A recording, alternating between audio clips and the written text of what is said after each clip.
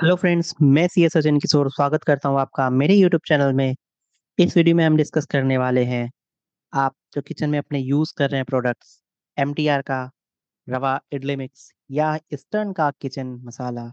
ये ब्रांड्स अब stock market में लिस्ट होने वाले हैं। बिल्कुल सही सुना आपने। ओकला इंडिया लिमिटेड जो एमटीआर एंड ईस्टर्न की पेरेंट कंपनी है, 1668 करोड़ का आईपीओ लेकर आ रहे हैं ये 29 अक्टूबर से। बट सवाल ये है, क्या आपको इस आईपीओ में अप्लाई करना चाहिए या नहीं?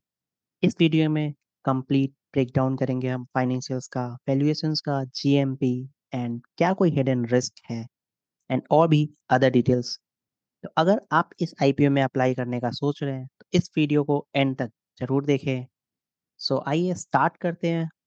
Starting with the basic details, जो आईपीओ डेट होने वाला है वो 29 ऑफ अक्टूबर से लेके 31 ऑफ अक्टूबर तक होने वाला है। एंड इनका जो प्राइस बैंड होने वाला है वो 695 टू 730 पर शेयर होने वाला है। एंड ये पीएससी एनएससी दोनों में लिस्ट हो रही है क्योंकि ये मेन लाइन आईपीओ है। दैट मीन्स कि रिटेल कैटेगरी में आपको मिनिमम 14,600 अमाउंट ब्लॉक होगा। एंड वही एचएनआई कैटेगरी में मिनिमम 2,04,400 अमाउंट आपका ब्लॉक रहने वाला है। एंड बिग एचएनआई में 10,07,400 ब्लॉक होगा। हम इस वीडियो में देखेंगे किस कैटेगरी में अप्लाई करना चाहिए अगर हमें अप्लाई करना है तो। एंड वन इम्पॉर्टेंट पॉइंट, जो ये आईपीओ लेके आ रहे हैं करीब 1668 या फिर टू बी एग्जैक्ट 1667.45 सीआर का, वो कम्प्लीटली ऑफर फॉर सेल होने वाला है। ऑफर फॉर सेल का मतलब ये है कि ये जो अमाउंट रेज कर रहे हैं आईपीओ के थ्रू वो कंपनी के पास नहीं जाएगा बल्कि इनके जो इन्वेस्टर्स हैं उनके पास जाने वाला है।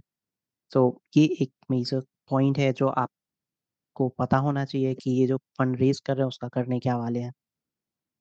एंड इन्होंने जो कोटा रखा है रिटेल कैटेगरी के लिए लेस देन 35% है एंड एचएनआई के लिए 15%। And I believe from my past experience HNI में स्मॉल एचएनआई के लिए 10% होगा एंड बिग एचएनआई के लिए 5% होगा।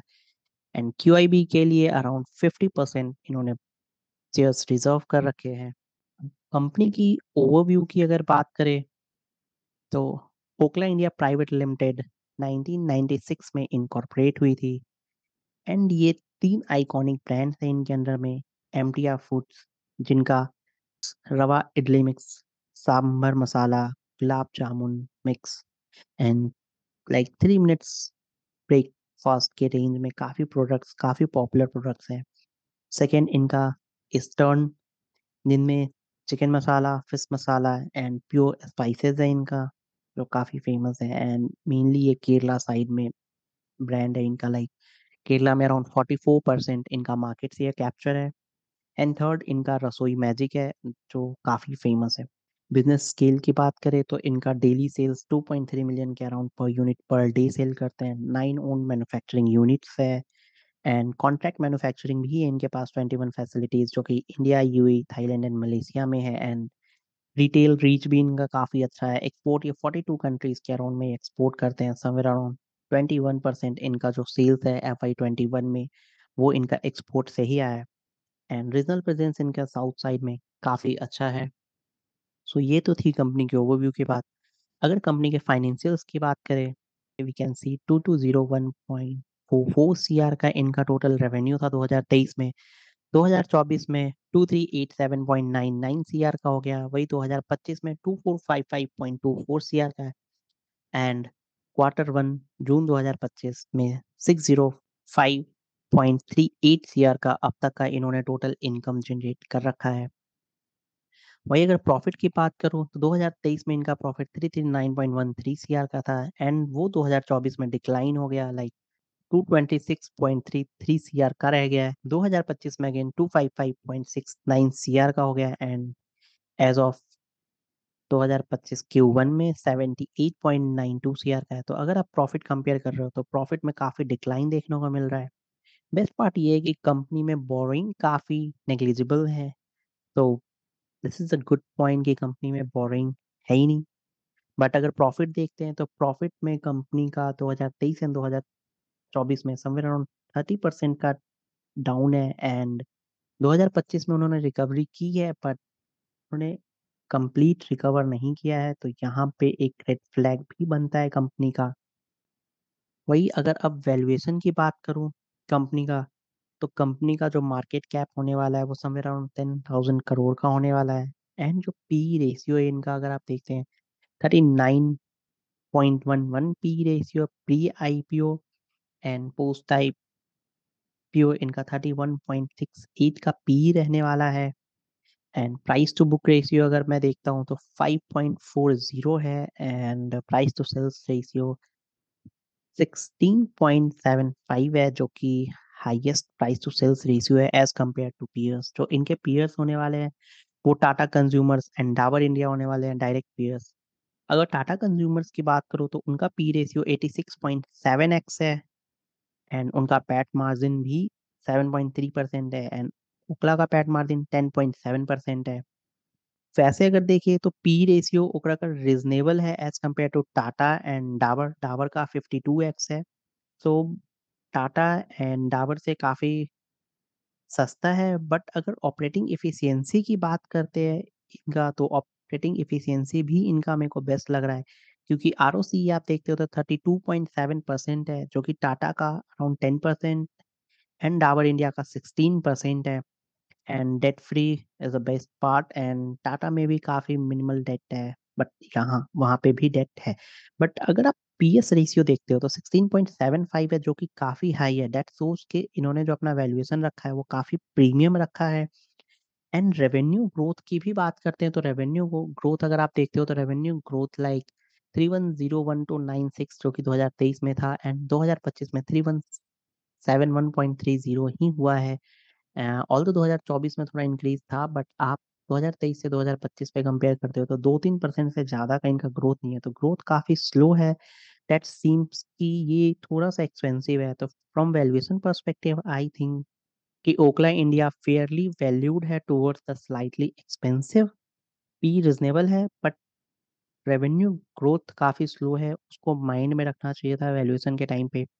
तो जो इन्होंने प्राइस वैल्यूएशन अपना लेके आया है like 695 to 730, that seems not reasonable. It's uh towards expensive, not actually expensive but towards expensive है। अगर ये price range somewhere around 600 to 610 और 15 होता तो we can say कि हाँ ठीक है। It's all about the valuation. So let's discuss about कि कंपनी में क्या रेड फ्लैग्स है।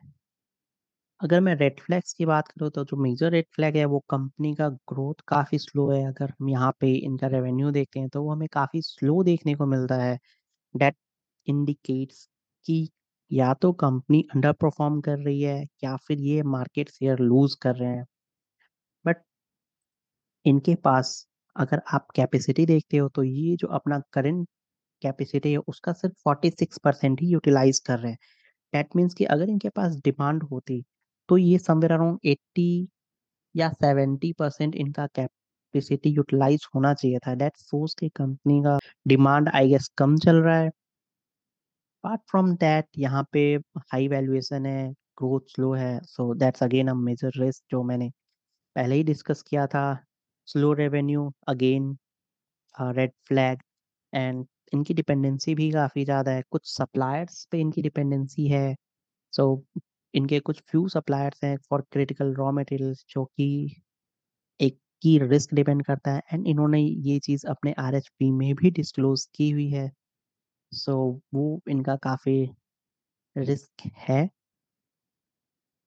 एंड एक और रेड फ्लैग आई थिंक जो अभी ये फंड रेज कर रहे हैं वो कंपनी के किसी भी बेनिफिट्स में नहीं जा रहा है। लाइक मेजरली वो इन्वेस्टर्स के पास जाएगा, लाइक जो इनके प्रोमोटर्स है वो अपना एग्जिट ले रहे हैं, तो दैट्स अगेन अ कंसर्न। अगर मैं बात करूँ जो प्रमोटर्स है उन्होंने जो एक्वायर किया था ओकला के शेयर समवेयर अराउंड 2020-21 में 111 रुपीज पर शेयर पे, एंड करंट प्राइस बैंड अगर अपर प्राइस बैंड देखे तो 730, तो you can think it of कि 7x वो ले रहे हैं इस पे। कुछ और इनके रेड फ्लैग्स है लाइक कंपटीशन काफ़ी इंटेंस है इनका स्पाइसेस में। Everest is market leader, then MDH, then Tata Sampann. Catch भी अच्छा परफॉर्म कर रही है, लाइक अभी new brand Badshah is on spices segment is performing well, so इनके डायरेक्ट कॉम्पिटिटर्स हैं।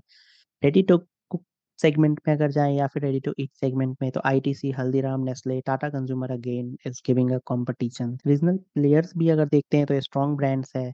तमिलनाडु में अचाई करके है एंड प्रिया आंध्रा में भी काफ़ी strong competition दे रहे हैं. So there is a huge competition for them. So they need to think about that as well.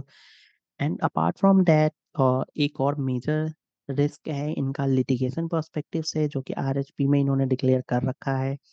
इनका पेंडिंग लिटिगेशन है समवेयर अराउंड 124 सीआर का, जो मैं रीड कर रहा था। एंड इनका कुछ लिटिगेशन लाइक लेबर लॉज में भी है अगर मैं देखता हूँ तो। अगर आप देखते हैं यहाँ पे तो इनका वैट का लिटिगेशन चल रहा है, इनका लिटिगेशन सर्विस टैक्स में भी चल रहा है 8 करोड़ का। फिर अगर आप देखते हो तो sales tax and VAT authority से इनके पास डिमांड आई हुई है। अगेन इनके पास जीएसटी से भी डिमांड आया हुआ है एंड अगेन इनके पास एक शो कॉज नोटिस है from GST for the demand again for ready to cook item, जो इन्होंने डिक्लेयर कर रखा है। इनडायरेक्ट टैक्सेस में अगेन इनके पास फिर जीएसटी से ही डिमांड है। सो काफ़ी लिटिगेशंस चल रहे हैं इनके पास, समवेयर अराउंड 8 लिटिगेशंस है जो इन्होंने डिक्लेयर कर रखा है। एंड एफएसआई से भी इनके पास एक लिटिगेशन चल रहा है कि इन्होंने जो प्रोड्यूस यूज़ किया है वो परमिसिबल लाइक प्लीज कर रहे हैं फॉर द फिनिश गुड्स।